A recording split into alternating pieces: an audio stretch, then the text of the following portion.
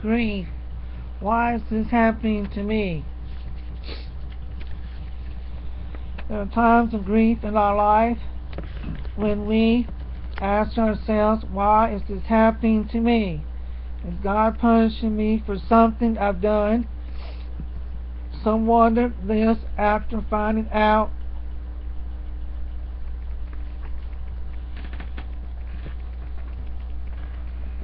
they have. Why is this happening to me? Is God punishing me for something I've done? Some wonder this after finding out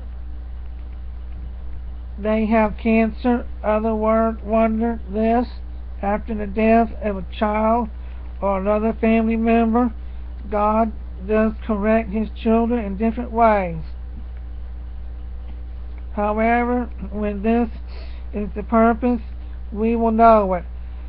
There are times when we look back years later and see God's purpose in allowing these circumstances to take place, while other times we won't know why until after this life is over.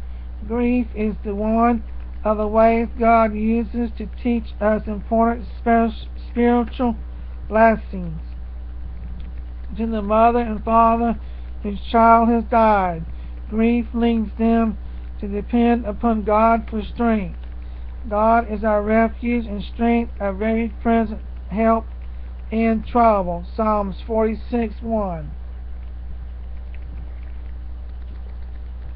To the young person left paralyzed after an accident, grief teaches him that his soul is more important than his ambitions.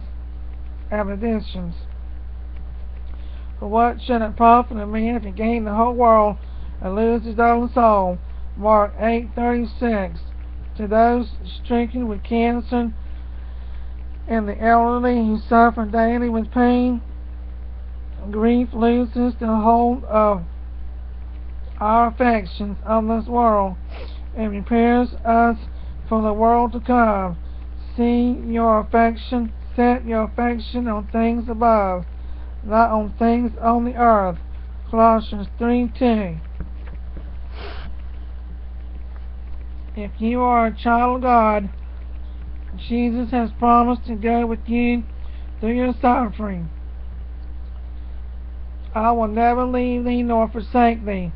So that why we may boldly say, the Lord is my helper. I will not fear what man should do unto me.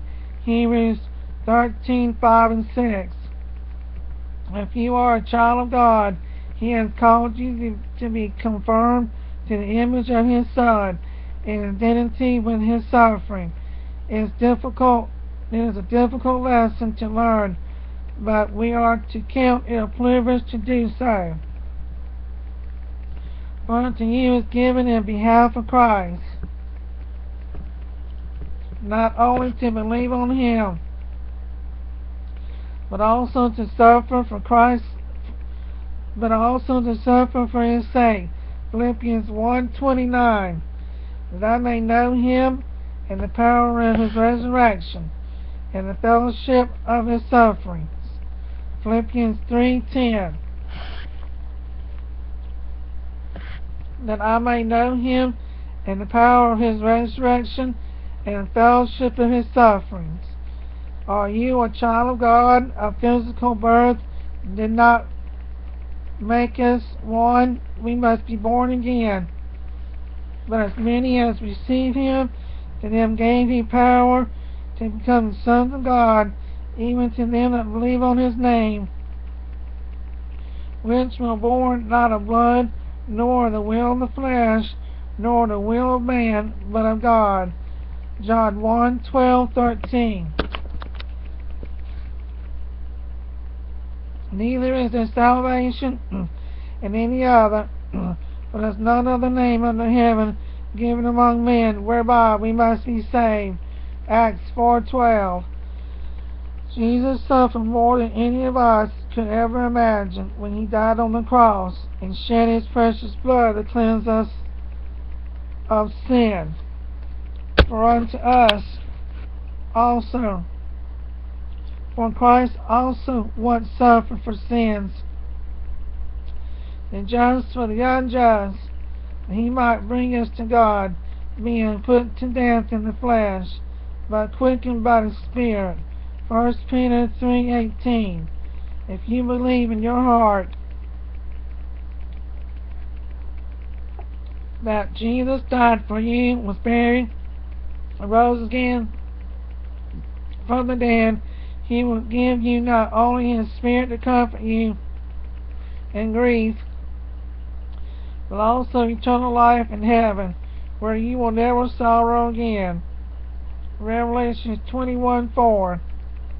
And God shall wipe away all tears from their eyes, and there shall be no more death, neither sorrow, nor crying, neither shall there be any more pain, for the former things are passed away. Romans 8:18. For I reckon that the sufferings of this present time are not worthy to be compared with the glory which shall be revealed in us.